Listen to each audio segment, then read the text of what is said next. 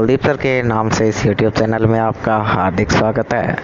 Video की इस कड़ी में हम कुछ टर्मिनोलॉजी के बारे में लेके आए हैं। हाँ,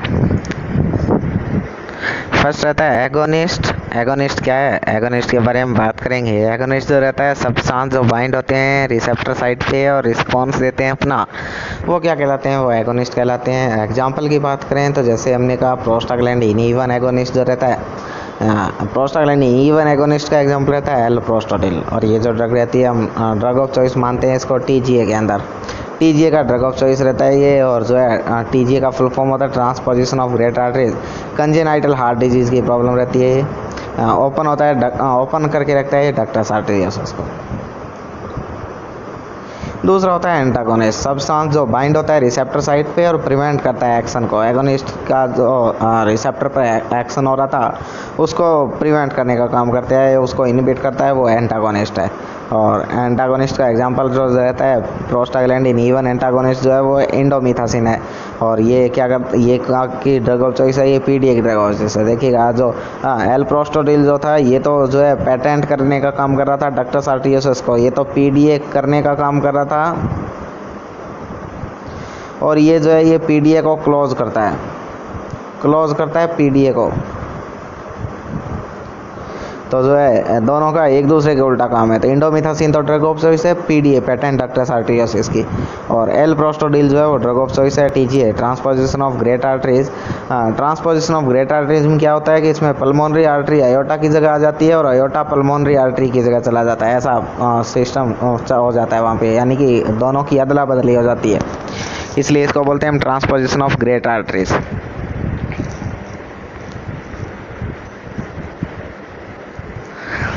नेक्स्ट बात आती है पोटेंसी। और पोटेंसी जो रहती है जो ड्रग का रिस्पांस प्रोड्यूस करवाने के लिए हमें जो ड्रग की अमाउंट ज़रूरी होती है वो पोटेंसी कहलाती है।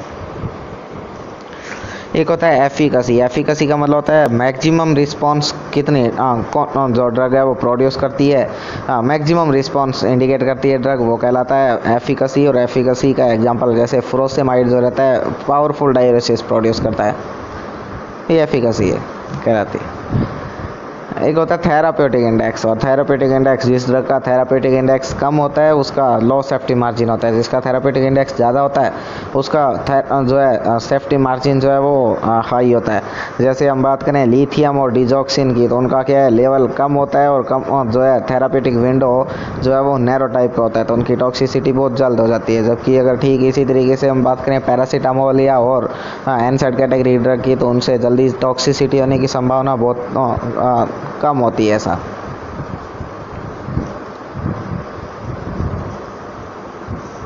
Additive effect. एडिटिव इफेक्ट का मतलब है कि दो ड्रग, कोई भी दो या दो से ज़्यादा ड्रग को एक साथ जोड़ के हम एक ड्रग बनाएं, कॉम्बिनेशन बनाएं एक, और उसको जब हम दें तो पेशेंट के अंदर उतना ही असर दिखाए जितना वो अलग अलग देने पे असर कर रही थी, तो ये एडिटिव इफेक्ट कहलाता है। जैसे हमने अल्फा ब्लॉकर और बीटा ब्लॉकर को मिला के जैसे एटेनोलॉल और एम्लोडिपिन को मिला के एम्लोवासेटी बनाया, और इसका एम्लोवासेटी का इफेक्ट उतना ही रहता है जितना एटेनोलॉल और एम्लोडिपिन अलग अलग लेने पे इफेक्ट दिखाते हैं। सिनर्जिज्म जो क्या करता है दूसरी ड्रग की जो है एक ऐसी ड्रग जो दूसरी ड्रग की जो है मतलब उसका क्या करने होता है इफेक्ट जो है वो कम करने या रोकने का काम करती है, वो क्या कहलाता है सिनर्जिज्म कहलाती है। और कॉम्बिनेशन जो है ये सिनर्जिस्टिक कहलाता है। इसके साथ ही एक जो है सुपर एडिटिव इफेक्ट या पोटेंशिएशन जो है, जिसके अंदर हम क्या करते हैं जो जो है ड्रग को जोड़ के दिया जाता है कॉम्बिनेशन के अंदर देते हैं, और वो टोटल इफेक्ट जो होता है उनके इंडिपेंडेंट इफेक्ट के बराबर होता है। जैसे एग्जांपल की बात करें लीवोडोपा और कार्बिडोपा, तो इनको अलग अलग देने पर भी उतना ही इफेक्ट दिखाती है जितना एक साथ देने पर। ऐसा एक होता है एंटागोनिज्म। एंटागोनिज्म जो होती है ड्रग जो है वो ऑपोजिट या इनहिबिट करने का काम करती है। किसी भी जैसे दो ड्रग हमने ली, तो जो ड्रग एक ड्रग तो जो है जैसे कोई भी हमने ड्रग ली, मान लीजिएगा मॉर्फिन हमने दिया, और मॉर्फिन जो है क्या कर रही है पेन को रिलीव कराने का काम कर रही है। और मान लीजिएगा मॉर्फिन का क्या हो गया किसी कंडीशन में ओवरडोज हो गया, और ओवरडोज होने की कंडीशन में हमने उसने क्या कर दिया नैलोक्सोन दे दिया, और नैलोक्सोन ने क्या कर दिया उसके इफेक्ट को क्या कर दिया रिवर्स कर दिया, उसके असर को होना बंद कर दिया या जो है ऑपोजिट वर्क करना शुरू कर दिया, वो क्या कहलाया एंटागोनिज्म। एक होता है एडवर्स इफेक्ट और एक होता है साइड इफेक्ट। दोनों में क्या फ़र्क है? एडवर्स इफेक्ट होता है अनवांटेड इफेक्ट, जो हमें पता ही नहीं होता है, हाँ, जिसकी हमने कभी इच्छा ही नहीं की होती है, वो है एडवर्स इफेक्ट। साइड इफेक्ट होता है जिसका हमें पता होता है तो वो भी अनवांटेड इफेक्ट है, और उसके बारे में हमें पता होता है कि हाँ, कि ये ड्रग जो है देंगे तो सभी पर्सन के अंदर ऐसा इफेक्ट इसका देखने को मिल सकता है। जैसे हम अगर किसी पर्सन को इंसुलिन देते हैं तो उसके अंदर क्या देखने को मिलता है? हाइपोग्लाइसीमिया कॉज करता है इंसुलिन, या ओरल हाइपोग्लाइसीमिक एजेंट देते हैं तो वो क्या करते हैं, हाँ, उसके अंदर क्या जो है हाइपोग्लाइसीमिया शो करते हैं, तो वो जो है साइड इफेक्ट है। एक होता है टॉक्सिक इफेक्ट, और टॉक्सिक इफेक्ट ड्रग का क्या करना देते हैं हम, हायर डोज दे देते हैं और उस कंडीशन में देखने को मिलता है, वो होता है टॉक्सिक इफेक्ट। ड्रग की ओवरडोज होने पर जो देखने को मिलता है वो, जैसे मॉर्फिन की अगर ओवरडोज हो जाए तो उससे रेस्पिरेटरी डिप्रेशन देखने को मिलता है पेशेंट के अंदर, वो टॉक्सिक इफेक्ट है। इंटॉलरेंस, पर्सन जो है वो जो है इनेबल होता है, उसकी एबिलिटी नहीं होती है उस ड्रग के इफेक्ट को टॉलरेट करने में। जो ड्रग है उसका बहुत ही खतरनाक टाइप का साइड इफेक्ट होता है, और जो है बहुत ही छोटी सी डोज जो है उस ड्रग की क्या कर सकती है, बहुत बड़ा जो है असर दिखा सकती है ऐसा। जैसे स्ट्रेप्टोमाइसिन जो रहती है, ये इसकी जो सिंगल डोज है, स्ट्रेप्टोमाइसिन का सिंगल डोज जो है वो क्या कर सकता है, वेस्टिबुलर डिसफंक्शन, और वेस्टिबुलर डिसफंक्शन में टिनाइटस, पहले टिनाइटस होगा पर्सन को, टिनाइटिस का मतलब होता है रिंगिंग सेंसेशन इन ईयर, और उसके बाद डीफनेस कॉज कर देगा, उसके बाद ये डीफनेस कॉज कर देगा। तो वेस्टिबुलर डिसफंक्शन, और जो है वेस्टिबुलर डिसफंक्शन ये वेस्टिबुलोकोक्लियर नर्व के डैमेज होने की वजह से होता है, वेस्टिबुलोकोक्लियर नर्व। और वेस्टिबुलोकोक्लियर जो है वो 8th क्रेनियल नर्व होती है, 8th क्रेनियल नर्व। अब स्ट्रेप्टोमाइसिन की सिंगल डोज से हो सकता है। स्ट्रेप्टोमाइसिन जो अमाइनोग्लाइकोसाइड ग्रुप का ड्रग रहता है, इसके साथ साथ इसकी और बहुत ड्रग रहती है, जो amikacin, kanamycin, tobramycin, gentamicin, neomycin, streptomycin, ये सारी अमाइनोग्लाइकोसाइड ग्रुप की ड्रग रहती है।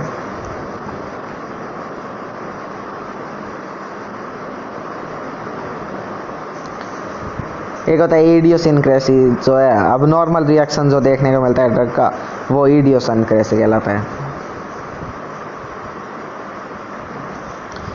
एलर्जिक रिएक्शन, एलर्जिक रिएक्शन क्या है? इम्यूनोलॉजिकली मीडिएटेड रिएक्शन जो रहता है, नॉट जो है थेरापेटिक इफेक्ट से रिलेटेड नहीं होता है ड्रग का। ड्रग या उसके जो मेटाबोलाइट्स होते हैं वो क्या करते हैं, बॉडी के अंदर एक एंटीजन की तरह काम करते हैं, और एंटीजन की तरह काम करते हैं तो एंटीजन इंड्यूस्ड एंटीबॉडी फॉर्मेशन होती है वहाँ पे, और वहाँ जो है उन दोनों एंटीजन एंटीबॉडी का रिएक्शन होता है, और उस कंडीशन में एलर्जिक रिएक्शन देखने को मिलती है। पर्सन के रैशेज, शिवरिंग, फीवर, इस तरीके की कंप्लेंट देखने को मिलती है पेशेंट की साइन सिम्टम के तौर पे।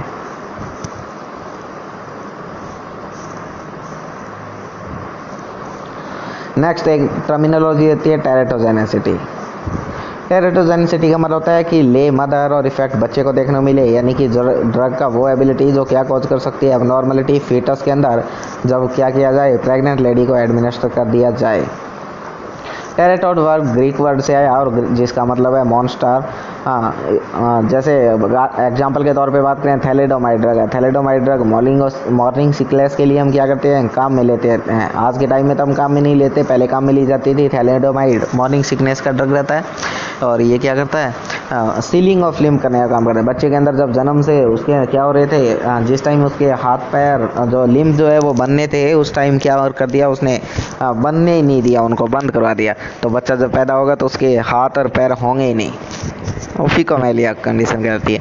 इसके अलावा जैसे फेनिटोइन है, सीजर की कंडीशन में हम काम में लेते हैं। तो लेडी को क्या हुआ, जब प्रेग्नेंट पीरियड में अगर दिया गया तो उस कंडीशन में क्या हो सकता है, बच्चे के अंदर फीटल हाइडेंटोइन सिंड्रोम डेवलप हो सकता है, और उससे क्या हो सकता है, बच्चे के अंदर क्लेफ्ट लिप और क्लेफ्ट पैलेट हो सकते हैं। फेनिटोइन के बारे में बात करते हैं। इसके अलावा अगर बात करें तो टेरेटोजेनिक इफेक्ट कब कब हो सकते हैं, तो मान लीजिएगा अगर जब से कंसीव किया लेडी ने तब से लेके 16 डेज विद इन 16 डेज अगर दिया जाए तो ये क्या कॉज कर सकती है, अबॉर्शन देखने को मिल सकता है। अबॉर्शन की कंडीशन डेवलप हो सकती है 16 दिन के बाद से लेके 17वें दिन से लेके और आगे 55-56 डेज यानी 2 to 8 वीक के बीच के टाइम पीरियड में अगर दिए ताकि उस टाइम क्या हो रहा होता है, बच्चे के सारे ऑर्गन डेवलप हो रहे होते हैं, सारे जो है फॉर्मेशन हो रहा होता है उनके ऑर्गन वगैरह का। उस टाइम अगर ले रही है लेडी तो उस टाइम क्या होगा, बच्चे के अंदर कोई ना कोई अबनॉर्मलिटी होगी, कोई बॉडी का पार्ट बन नहीं पाएगा। ऐसी कंडीशन देखने को मिल सकती है, जिससे बच्चे में क्या हो सकता है, कंजेनाइटल अबनॉर्मलिटी हो सकती है। जन्म के समय कोई भी ऑर्गन प्रेजेंट नहीं होगा, या ऐसा फिजिकल अबनॉर्मलिटी हो सकती है। मोस्ट वल्नरेबल पीरियड जो है वो oogenesis का पीरियड, जो 17 दिन से लेके 55 दिन, 2 वीक से लेके 8 वीक तक का टाइम जिसको बोल सकते हैं। इसके अलावा अगर 55 यानी 56 दिन 8 वीक के बाद से लेके अगर फीटल पीरियड में देते हैं तब सारे ऑर्गन बन चुके हैं। अब क्या हो सकता है, बच्चे के अंदर कोई भी ग्रोथ और डेवलपमेंट होना है तो उस कंडीशन में उसके हो सकता है कि ग्रोथ डेवलपमेंट जो है इम्पेयर्ड हो सकती है, बच्चा लो बर्थ वेट हो सकता है, या और प्रॉब्लम देखने को मिल सकती है उसके अंदर। तो ये टेरेटोजेनिक इफेक्ट रहते हैं, कब कब कैसे कैसे क्या क्या इफेक्ट हो सकता है, क्या होता है टेरेटोजेनिसिटी। इसके अलावा हमने कुछ और जो है टर्मिनोलॉजीज पढ़ी, ये सारी इंपॉर्टेंट टर्मिनोलॉजी रहती है। नेक्स्ट लेक्चर के अंदर हम डाययूरेटिक्स के बारे में पढ़ेंगे। डाययूरेटिक्स क्या, कौन कौन सी कैटेगरी होती है डाययूरेटिक्स की, कैसे कैसे डाययूरेटिक्स काम करती है, वो सारा हाइपरटेंसिव ड्रग, डाइपर और वो सारा पढ़ेंगे।